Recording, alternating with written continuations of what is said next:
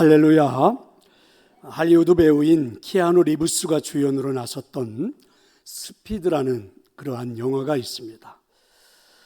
긴장감 만점 액션 그런 영화인데요, 이 영화의 줄거리를 보면 이렇습니다. 괴한 한 사람이 이 달리는 버스에다가 폭탄을 장착을 했습니다. 그래서 시속 50마일, 약 80km 아래로 달리면 이 폭탄이 터져서 이 버스에 타고 있는 사람들을, 승객 모두를 죽게 하는 그런 일이죠. 그럼 이제 이 폭발을 피하려면은 시속 50마일, 80km를 쭉 유지하면서 달려야만 합니다. 근데 시내 한복판에서 신호등도 있고 여러 차들이 있잖아요. 어쨌든 시내를 벗어나야 되고, 그리고 광활한 그런 고속도로로 나가서 속력이 떨어지지 않은 채 계속해서 달려가도록 해만 하는 겁니다. 근데 이제 문제는 연료죠. 어쨌든 시내를 벗어나기는 했는데, 아무리 이제 차가 막히지 않아서 80km를 달리고 간다 할지라도 연료는 언젠가는 떨어지겠죠. 그러면 이 버스에 타고 있는 모든 사람들은 폭탄이 폭발해서 다 죽게 되는 그런 영화입니다. 그래서 한 평론가는 이 영화를 보면서 인생의 본질을 생각하게 한다, 이렇게 평가를 하기도 했습니다. 어쩌면 우리들의 인생은 천천히 달리면 낙오되어 버리고 끝장날 수밖에 없는 인생이 현대를 살고 있는 우리들의 삶이 아닌가. 경쟁 체제 속에서 우리는 함께 살다 보니까 사회가 달리고 있는 나름대로의 그 시속에 맞춰야 우리들도 살아남을 수 있지, 만약에 그 속력에 맞추지 않으면 결국은 우리들도 낙오되는 인생들이 아닌가, 이런 이야기입니다. 그런가 하면 여러분, 속력을 맞추어서 달린다 할지라도 우리 사람들은 영원히 빨리 달릴 수는 없습니다. 왜냐하면 우리는 수명이라는 것도 한계가 있잖아요. 그러니까 인생이라는 이 버스에 수명이 연료가 된다고 하면 무한대가 될 수 없잖아요. 언젠가는 우리들도 시간이 다 되면, 생명이 다 되면 우리 인생의 버스도 멈추게 되고 폭발할 수밖에 없지 않는가. 그래서 인생은 시한폭탄을 장착한 버스와 다를 바 없다, 이렇게 평론을 하기도 합니다. 혹시 이 영화를 보신 분들은 이 영화에서 버스 승객들이 어떻게 구원받는지를 한번 기억해 볼 필요가 있습니다. 이 버스에 타고 있는 모든 승객들을 구출해내기 위해서 이런 일들이 벌어지죠. 또 다른 버스 한 대가 함께 같은 속도로 폭탄을 싣고 가는 버스와 동일하게 속력을 맞추어서 다가가며 옆으로 오게 되지요. 버스가 나란히 저렇게 달리면서 승객들은 이제 버스를 갈아타기 시작합니다. 폭탄이 실려있는 버스에서 폭탄이 없는 버스로 갈아타는 일들입니다. 인생도 마찬가지입니다. 폭탄을 안고 달리는 버스에서 내려야만 하는 거죠.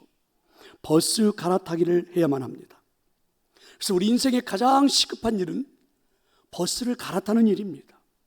멸망을 향해 가고 있는 인생의 버스에서 내려 영생을 향해 가고 있는 버스로 갈아타지 않으면 결국 이 땅에 살고 있는 모든 인생은 멸망하게 되어 있습니다.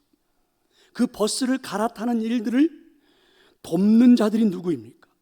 그게 바로 그리스도인들입니다. 이렇게 생명을 구하는 거룩한 일을 바로 우리는 전도라고 하는 것이죠.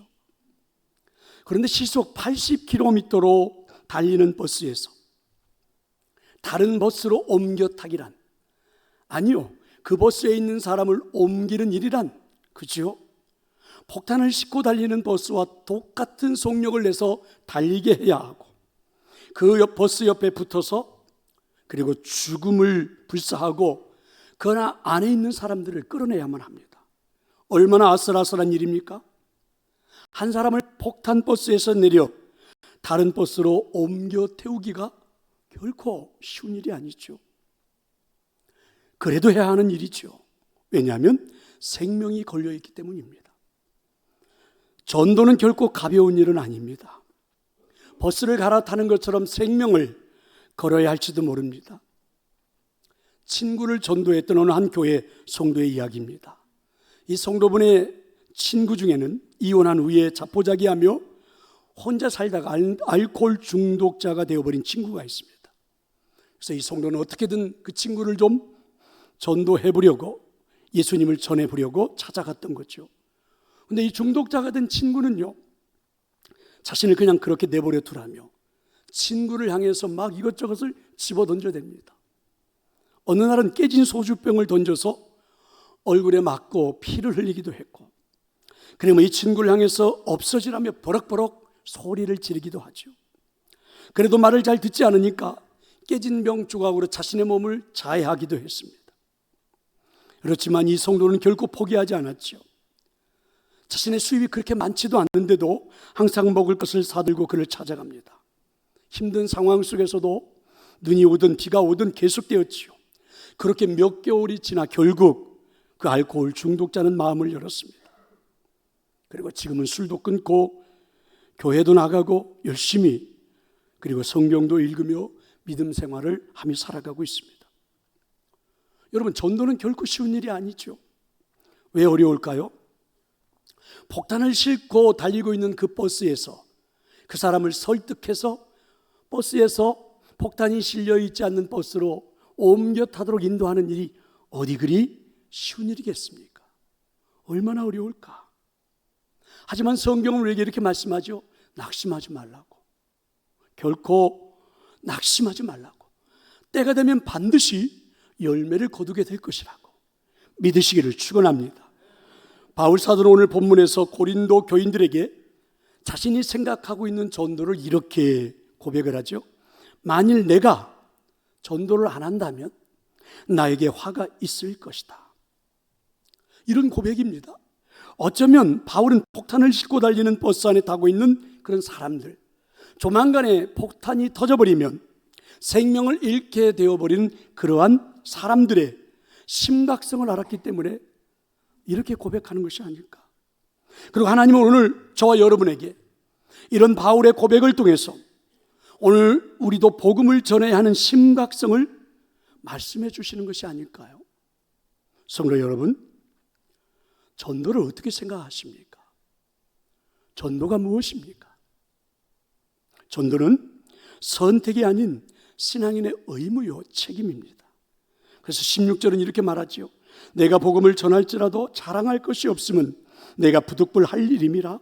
만일 복음을 전하지 아니하면 내가에 화가 있을 것이로다. 성도 여러분, 전도에 대한 여러분의 생각은 무엇입니까? 전도에 대한 우리의 생각은 혹시 이런 거 아니에요? 선택이라는 것이죠.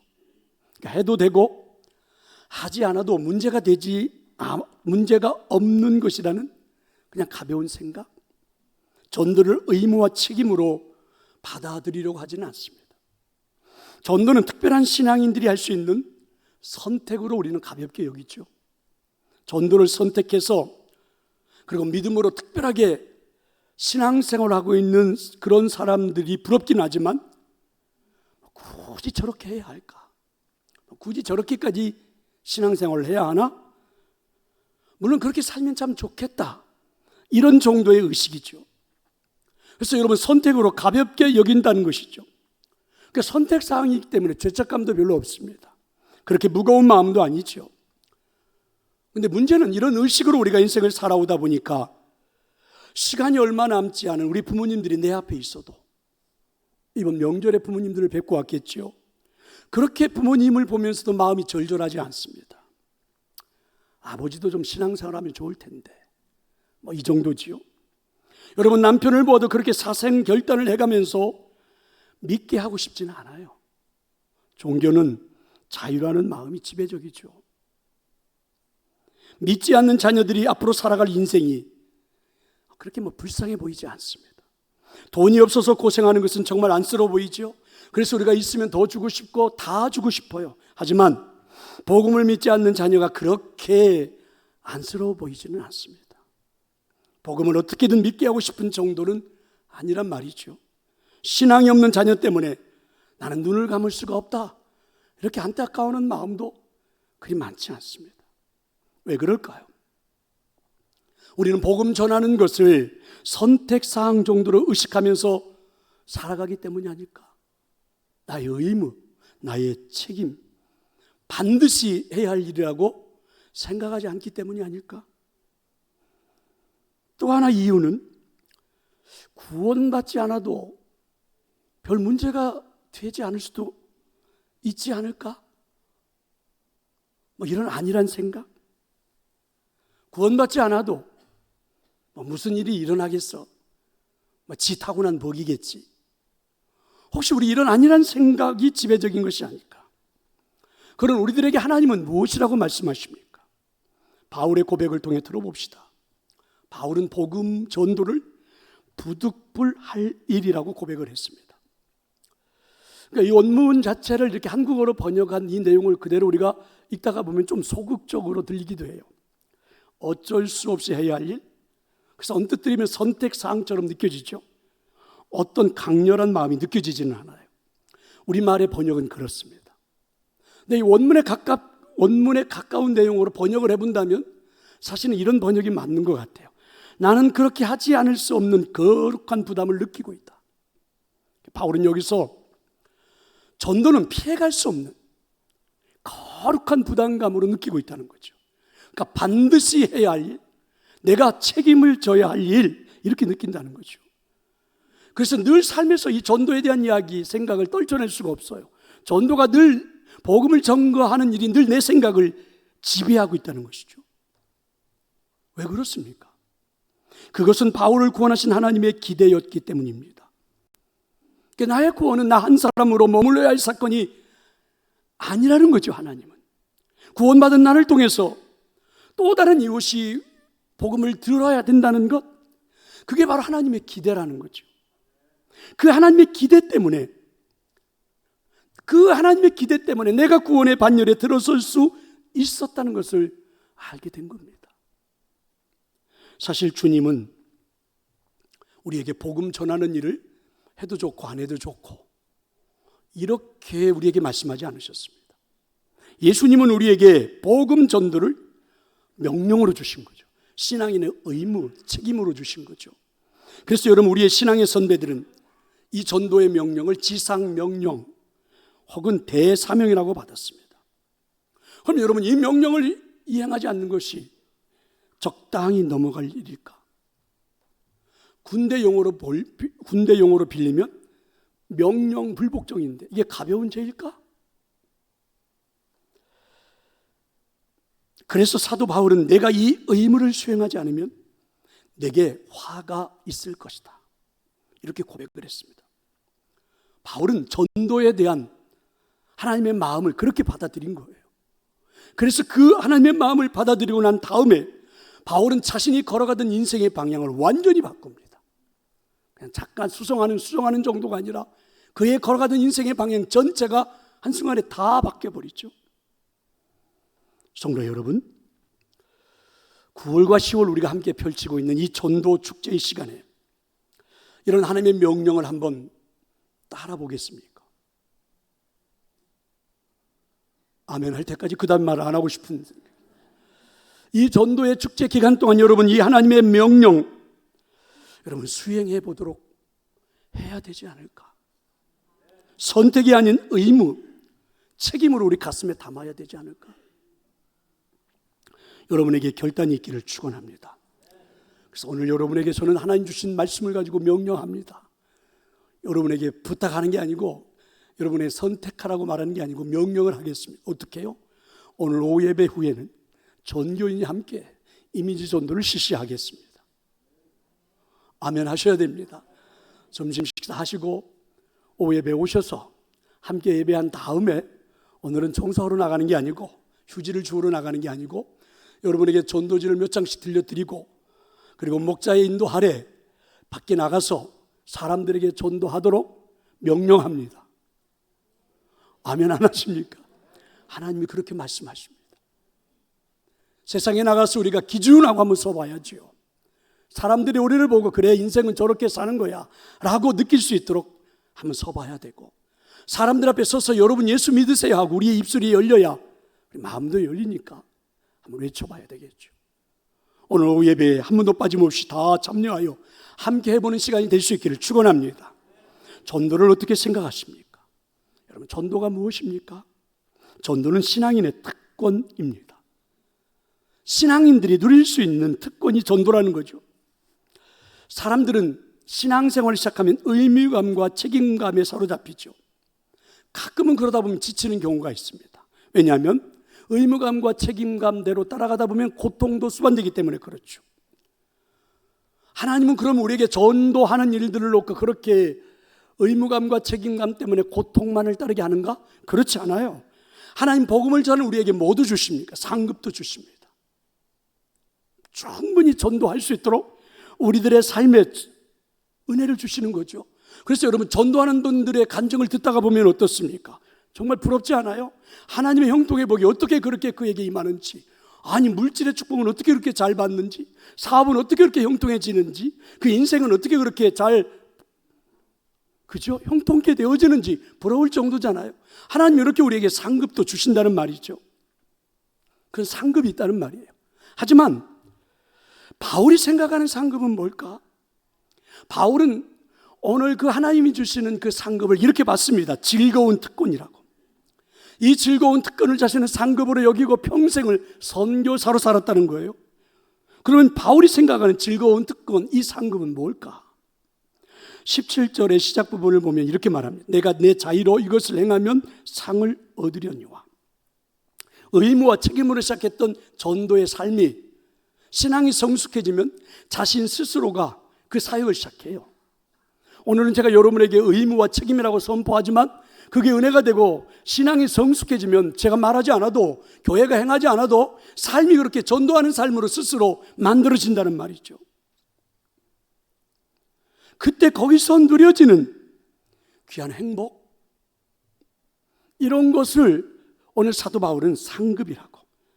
그래서 전도하면서 우리에게 나타났던 형통의 복, 예를 들면 사업이 잘 된다, 물질의 복을 받는다, 또 사람들의 관계가 좋아진다 하는 이런 상급보다도 더 좋은 것이 있다. 그래서 그걸 우리에게 사도 바울은 이렇게 소개를 해주는 겁니다. 이 상급의 정체는 18절에서 이렇게 언급을 했어요. 18절의 말씀은 이렇게 말합니다. 그런즉 내 상이 무엇이냐?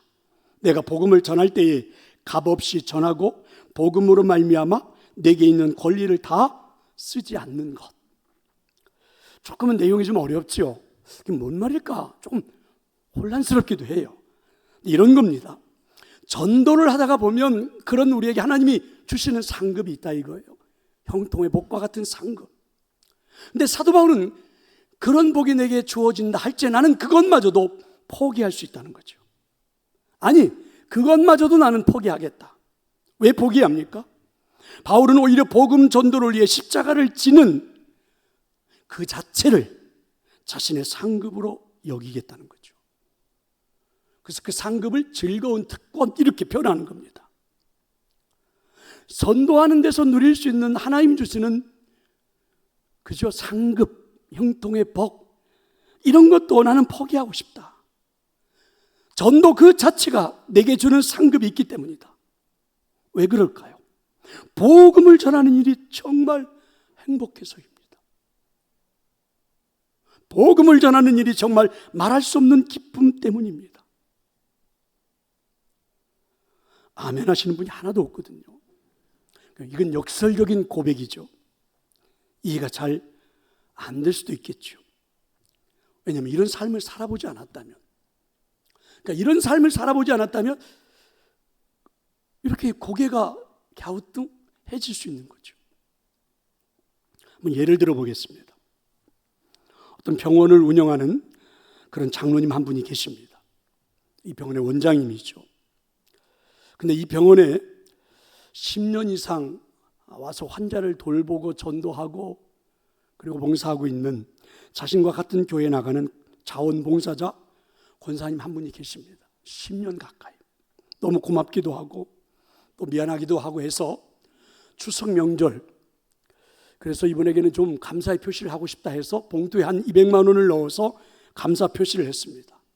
그랬더니 이분이 이제 원장실로 찾아왔어요. 그리고 봉투를 내놓고 정색을 하면서 항의하기 시작했습니다. 원장님, 왜 제 상급을 빼앗아 가지고 하십니까? 저에게 이걸 주시면 제가 겨우 이런 물질의 보상을 바라고 일한 것밖에는 되지 않잖아요. 만약에 제가 이것을 받으면 더 이상 저는 이곳에서 기쁨으로 일할 수 없습니다. 이분의 고백이 장로님에게는 진정으로 느껴졌다는 것이죠. 어떻게 해요?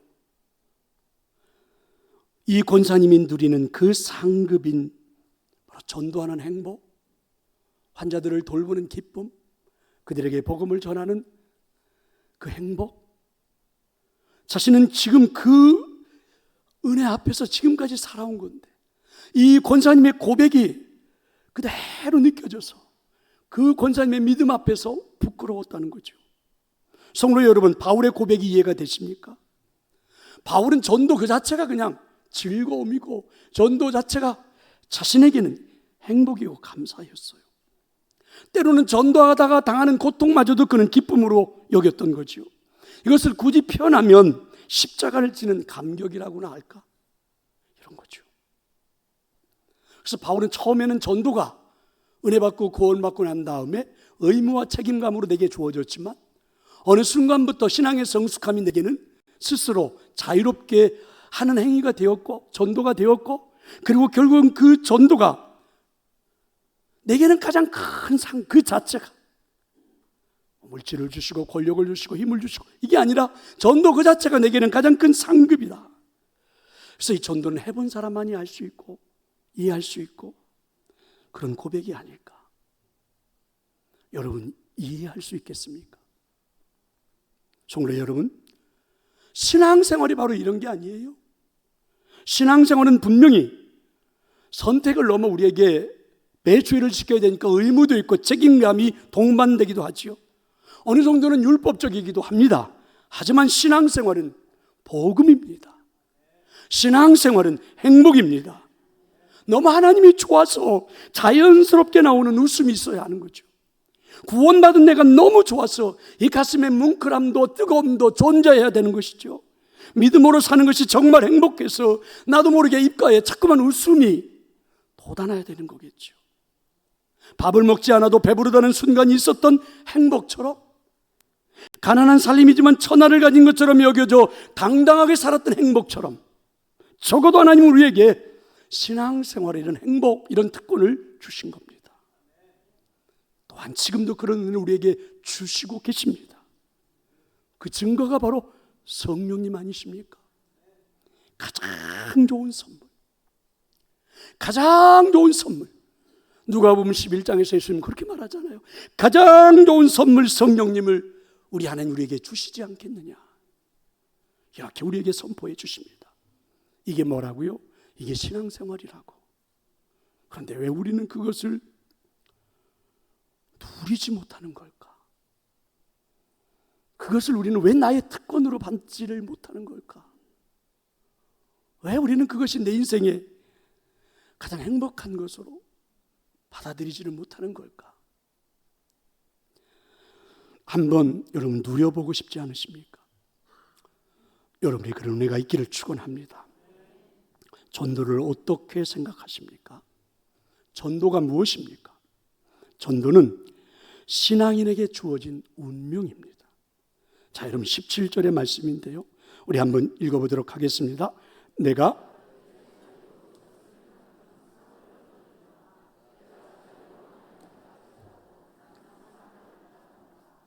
그렇습니다.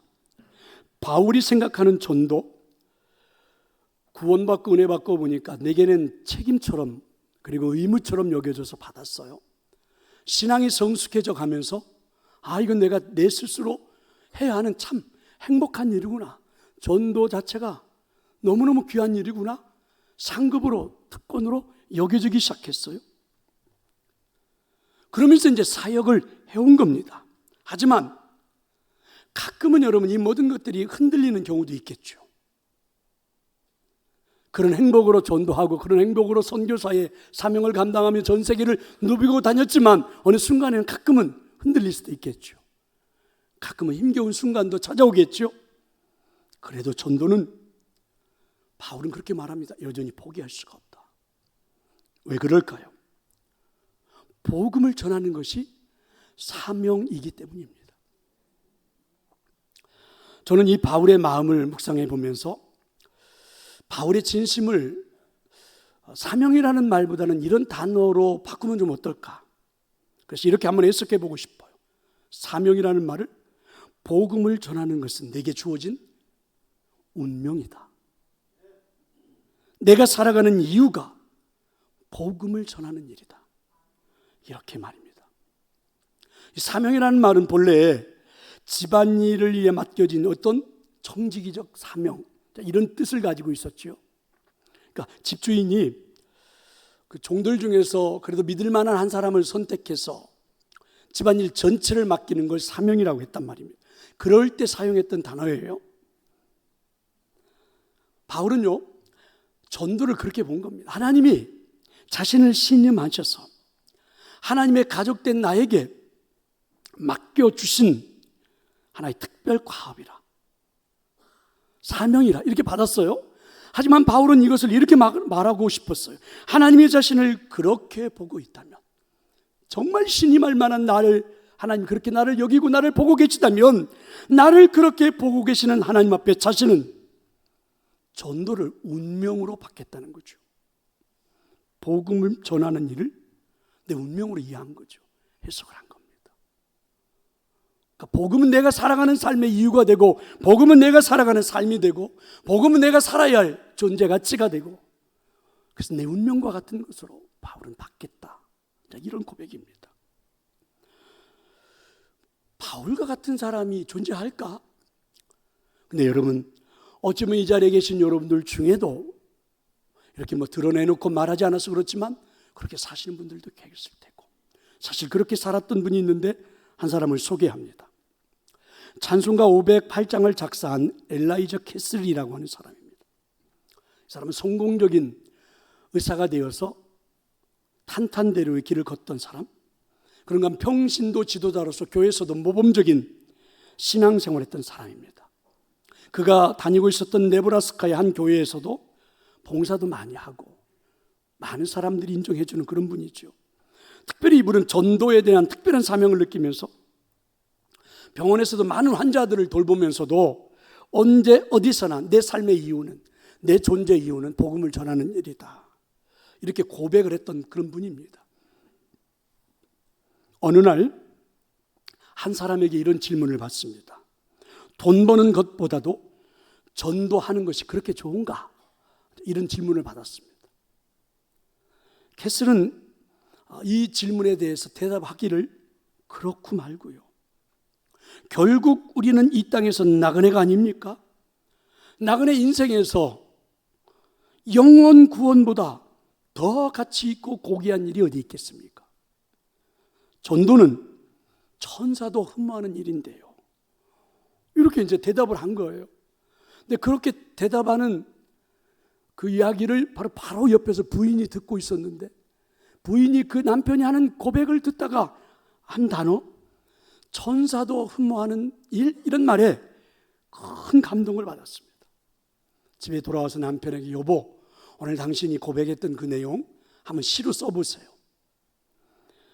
그러면 자신이 그 시에 곡을 붙여서 작곡을 한번 해보겠다고. 왜냐하면 부인은 본래 음악 전공자였던 거거든요.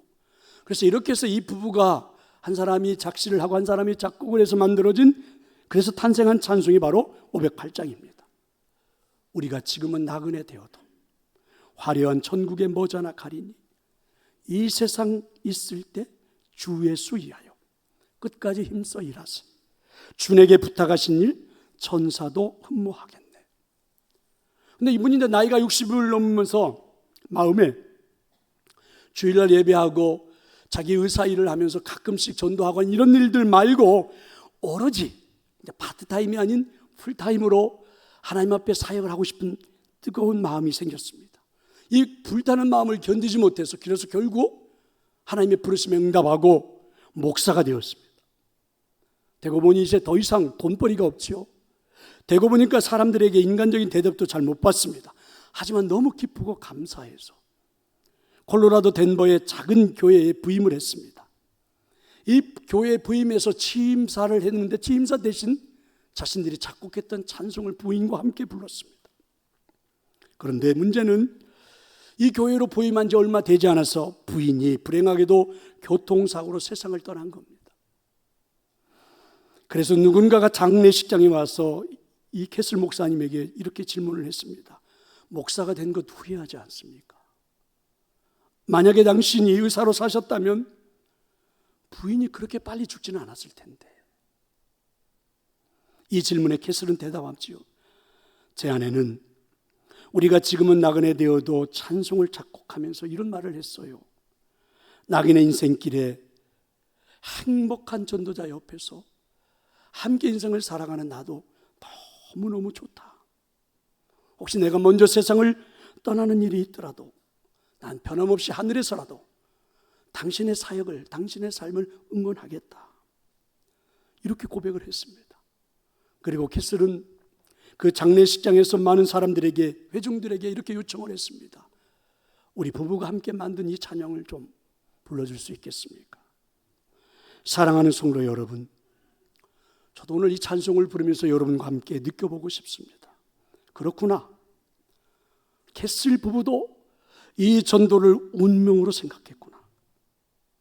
누구도 감히 말할 수 없는 행복이 있구나. 전도가 내 운명 같은 삶으로 여겨지다니. 성도 여러분, 정말 그렇지 않습니까? 천사도 흠모할 만한 인생을 살아가고 있다면 된 거 아니에요? 천사도 여러분 부러워할 만한 인생을 내가 오늘 살아가고 있다면 된 거 아닙니까? 무슨 말이 더 필요하겠습니까?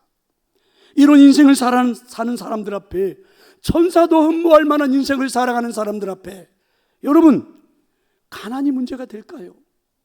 성공이 문제가 될까? 천사도 부러워할 만한 인생을 살아가는 사람한테 뭐 부러울 게 있겠습니까? 이보다 더 큰 행복이 어디 있겠습니까?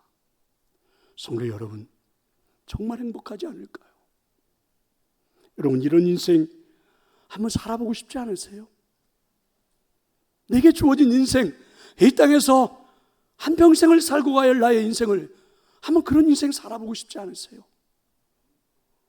어제나 오늘이나 마지못해 사는 인생처럼, 다람쥐 쳇바퀴 돌아가는 인생처럼, 그저 도대체 살아가는 게 뭔지도 모른 채 살아가는 것처럼, 그것보다는 천사도 흠모할 만한, 천사도 부러워할 만한 그런 인생 한번 살아볼 수 있기를 저는 여러분에게 축원합니다.